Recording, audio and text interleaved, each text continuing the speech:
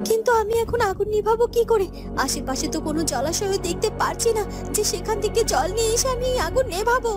তাহলে তাহলে কি ঝর্ণার জল নিতে পারবো না আমরা আলো? আমাকে পারতেই হবে, আমাকে ওই ঝর্ণার জল নিয়ে আসতেই হবে। আর তাছাড়া আমি যে দূর থেকে জল নিয়ে এসে এই অগ্নি নিভাবো সেই সময়টাও তো আমার হাতে নেই, কারণ একে একে আমার গলার প্রত্যেকটি মালাই রক্তবর্ণ ধারণ করতে শুরু করেছে। আর মাত্র দুটি মালা বাকি।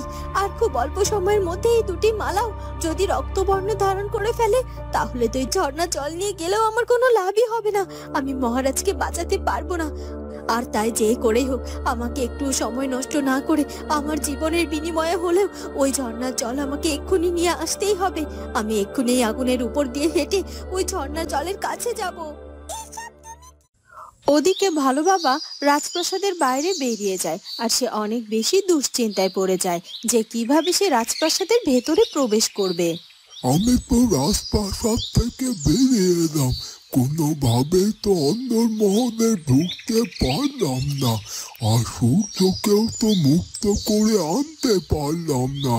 কিন্তু দরবেশ বাবা তো আমাকে আদেশ দিয়েছিল সূর্যকে মুক্ত করে আনার জন্য, আর তাই যেভাবেই হোক আমাকে সূর্যকে মুক্ত করে আনতেই হবে।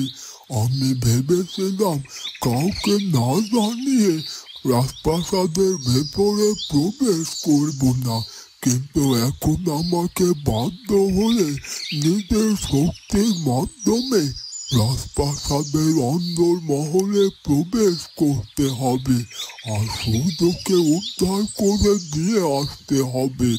না হলে দরবেশ বাবা আমার ওপর অসন্তুষ্ট হবে, আর সেটা আমি কিছুতেই চাই না।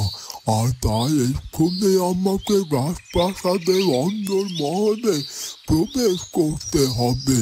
এই কথা বলে ভালো বাবা অদৃশ্য হয়ে যায়, আর সে মুহূর্তের মধ্যে রাজপ্রাসাদের অন্দরমহলে গিয়ে পৌঁছায়। এই তো আমি রাজপ্রাসাদের অন্দর মহলে পৌঁছে গেছি, আর আমার মনে হচ্ছে এখনো কেউ আমাকে দেখেনি, আর তাই আমাকে দেখে ফেলার আগে সূর্যকে খুঁজে বের করতে হবে এবং সূর্যকে মুক্ত করতে হবে। কিন্তু সূর্যকে কোথায় আটকে রাখা হয়েছে? ওদিকে রাজকনক অনেক বেশি চিন্তিত হয়ে পড়ে, কারণ তাদের হাতে সময় আরো অনেক বেশি কমে যায়, আর তখনও আলো না ফিরে আসায় সে অনেক বেশি ভয় পেয়ে যায়। না না, আমি আর পারছি না। আমার চিন্তায় চিন্তায় যেন শরীর হিম হয়ে আসছে। এতটা সময় পার হয়ে গেল, কিন্তু এখন পর্যন্ত মহারানী ফিরে এলো না। এদিকে মহারাজের শরীরের অবস্থা যে ক্রমে ক্রমে আরো অনেক বেশি খারাপ হতে চলেছে। মনে হচ্ছে আজকেই হয়তোবা আমরা মহারাজকে বাঁচাতে পারবো না, কারণ আমাদের হাতে যে সময় নেই। এতক্ষণ তো ভেবেছিলাম এই বুঝি ঝর্ণার জল নিয়ে ফিরে এলো মহারানী, তাই তো আশার আলো দেখেছিলাম। কিন্তু এখন তো আমি কোনো আশার আলোই দেখতে পাচ্ছি না, কারণ সময় যে প্রায় শেষ। আর এই সময়ের মধ্যে মহারানীকে তো ফিরে আসা সম্ভব না, আর তাই তো আমি আর কোনো আশার আলো দেখতে পাচ্ছি না। তার মানে কি এবার সত্যি সত্যি আমরা মহারাজকে চিরতরে হারিয়ে ফেলবো? যদি এটাই হয়, তাহলে তাহলে কি করব আমরা? কি করে আশকাপ রাজ্যকে আমরা আমরা বাঁচিয়ে রাখবো? তাহলে কি এভাবে শেষ হয়ে যাবে সবকিছু? মহারানী তো আমাকে কথা দিয়েছিলেন, কিন্তু তিনি তো আমার সেই কথা রাখতে পারলেন না। তিনি তো মহারাজকে বাঁচানোর জন্য কিছুই করতে পারলেন না। না না, এটা কিছুতেই হতে পারে না। বিধাতা, আমি জানি না কি হতে চলেছে, তবে একমাত্র তুমিই পারো সব কিছু পরিবর্তন করে দিতে। তাই তোমার কাছে আমি প্রার্থনা করছি, তুমি মহারাজকে সুস্থ করে দাও, ওনাকে আবার আমাদের মাঝে ফিরিয়ে দাও। বাবা, এদিকে মেঘ না চাইতেই জল। আমি তো ভেবেছিলাম আলোকে হত্যা করার জন্য আমি আমার শক্তিশালী অস্ত্রকে পাঠাবো, কিন্তু আমার তো দেখি সেই পর্যন্ত আর অপেক্ষা করতে হচ্ছে না, কারণ ওখানে গিয়ে তো আলো মহা বিপদে পড়ে গেছে। আর সব থেকে বড় কথা তো আলো এখন অগ্নিপথে ঝাঁপ দিয়েছে, আর এই আগুনের মধ্যেই যখন একবার ঝাঁপ দিয়েছে তখন এবার আর ওর বাঁচার কোনো সম্ভাবনা নেই, কারণ ও তো একজন নাগিনী, আর আগুনে একজন নাগিনী খুব সহজেই পুড়ে ছাই হয়ে যেতে পারে।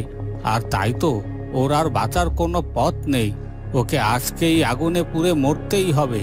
আমার তো কিছুই করা লাগলো না। আলো, তুই ভেবেছিলি যে তুই পিশাচিনীর হাত থেকে মুক্ত হয়েছিস দেখে তুই আগুনের হাত থেকে মুক্ত হয়ে যাবি? না না, এটা কখনোই সম্ভব না। তোকে এবার ওখান থেকে কে বাঁচাতে যাবে? তোকে তো আর অশুভ শক্তি আঘাত করেনি যে তুই বেঁচে যাবি। তবে তারপরও তোর বিশ্বাস নেই। আমি সব সময় তোর দিকে নজর রাখব, আর যদি তুই কোনোভাবেই অগ্নির হাত থেকে বেঁচেও যাস, তারপর আমি আমার অস্ত্র প্রয়োগ করব তোর উপর। তুই এই আগুন থেকে বাঁচলেও এবার আমার অস্ত্র থেকে কিছুতেই বাঁচতে পারবি না। আলো, আমি যখন বলেছি তোকে আমি শেষ করব, অবশ্যই করব। এখন তুই তোর নিজের জীবন নিয়ে বাঁচার চিন্তা কর। ওদিকে আলো কারোর কোনো কথা না শুনে সেই অগ্নিপথ দিয়ে এগিয়ে যেতে থাকে। আলো, আলো, তুমি আর সামনের দিকে এগিও না, এক্ষুনি পেছনে ফিরে এসো আলো, না হলে ওই বিশাল আগুনে তুমি পুড়ে ছাই হয়ে যাবে। আলো, তুমি দয়া করে আমার কথাটা শোনো, তুমি নিজের জীবন এভাবে বিপদের মুখে ফেলো না। আলো, আর যদি তোমার কিছু হয়ে যায় তাহলে এই পৃথিবীর কি হবে? এই পৃথিবীর সব অশুভ শক্তিরা যে জয় হয়ে যাবে, ওরা পুরো পৃথিবীটাকে অশুভের রাজত্ব বানিয়ে ফেলবে। আর তুমি তোমার সূর্যের কথা চিন্তা করো, আর তাই বলছি তুমি নিজেকে এভাবে বিপদের মুখে ফেলো না। এক্ষুনি ওই অগ্নিপথ থেকে ফিরে এসো। দেখো আলো, বিধাতা হয়তো বা চান না যে মহারাজ জীবন ফিরে পাক, আর তাই তো তুমি সরোবরে ঝর্ণা জল সংগ্রহ করার জন্য এত বাধার সম্মুখীন হচ্ছ। ফিরে এসো আলো, ফিরে এসো। আলো হলুদ পাখির কোনো কথা না শুনে সেই অগ্নিপথ দিয়ে চলতে থাকে, আর তখনই হঠাৎ করে সেই সব আগুন মুহূর্তের মধ্যে এমনি এমনি নিভে যায়, আর আলোর কোনো ক্ষতিই হয় না। সব আগুন থেকে মুহূর্তের মধ্যেই নিভে গেছে, আর আলোর তো কোনো ক্ষতি হয়নি। আলো তো দিব্যি সুস্থ আছে। হে বিধাতা, তোমাকে অনেক ধন্যবাদ যে আলোর কোনো ক্ষতি হয়নি। এ কি, সব আগুন দেখি এমনিতেই নিভে গেল, আর আমার তো কোনো ক্ষতিই হলো না। আমি পেরেছি হলুদ পাখি, এই সরোবরের কাছে আসতে পেরেছি আমি। এখন এই ঝর্ণা জল নিয়ে আমি আশকা প্রাচে ফিরে যেতে পারবো। হ্যাঁ আলো, তুমি ঠিকই বলেছ, আর তাই আর একটু দেরি করো না, এক্ষুনি ওই ঝর্ণা জল তুলে নাও। ও হলুদ পাখি, আমি এক্ষুনি এই ঝর্ণা জল সংগ্রহ করছি।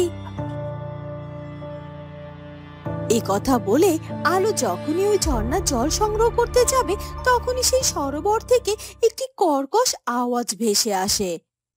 সাবধান, একটি বারের জন্য তুমি এই ঝর্ণার জল স্পর্শ করবে না। তুমি যদি এই ঝর্ণার জল স্পর্শ করো তাহলে তোমার বিপদ ঘটবে। কে কথা বলছো তুমি? বলো তোমার পরিচয় কি? আমি গরল সরোবরের ঝর্ণার জলের রক্ষক। আমি জানি তুমি সৎ এবং মহৎ উদ্দেশ্য নিয়ে এই গরল সরোবরের ঝর্ণার জল নেওয়ার জন্য এসেছো। আর তুমি শুভ শক্তি, এটাও আমরা বুঝতে পেরেছি, কারণ তুমি এখানে আসার আগে আমরা তোমার পরীক্ষা নিয়েছি। আর তুমি শুভ শক্তি দেখে ওই অগ্নিপথ মুহূর্তের মধ্যেই অদৃশ্য হয়ে গেছে। আর তুমি যদি কোনো অশুভ শক্তি বা খারাপ উদ্দেশ্য নিয়ে সরোবরে ঝর্ণা জল নিতে আসতে, তাহলে ওই আগুনে পুড়ে তুমি ছাই হয়ে যেতে। আমি তোমাকে একটি কথা বলতে পারি, তুমি কিছুতেই গরল সরোবরে ঝর্ণার জলে প্রথম অবস্থায় হাত দিতে পারবে না। কি বলছেন কি? আমি যদি এই গরল সরোবরের ঝর্ণার জলে হাতই দিতে না পারি তাহলে এই ঝর্ণার জল নিয়ে আমি কি করে ফিরে যাব বলতে পারেন? আমি যদি ঝর্ণার জল নিয়ে না ফিরে যেতে পারি তাহলে মহারাজ প্রতাপ সিংহকে যে আমি বাঁচিয়ে তুলতে পারবো না। হ্যাঁ আলো, আমি তোমাকে বলি, এই গরল সরোবরের ঝর্ণার জল স্বাভাবিক কোনো জল নয়। এই জল বিষাক্ত, আর এই জল যে প্রথমবার স্পর্শ করবে তারই প্রাণ নাশ হবে। আর তুমি যদি কোনোভাবে প্রথম অবস্থায় এই জল স্পর্শ করো তাহলে সাথে সাথে তোমার প্রাণ নাশ হবে। আর এটা আমরা কিছুতেই চাই না। তাই বলছি আলো, তুমি ফিরে যাও এখান থেকে। তো বন্ধুরা, তাহলে কি আলোতে সেই গরল সরোবরের ঝর্ণার জল নিয়ে যেতে পারবে না? সেটা জানবো আমরা আগামী পর্বে। আর আমাদের আজকের পর্বটি ভালো লাগলে অবশ্যই আমাদের চ্যানেলটিকে সাবস্ক্রাইব করে দিও। দেখা হবে পরের ভিডিওতে। ধন্যবাদ।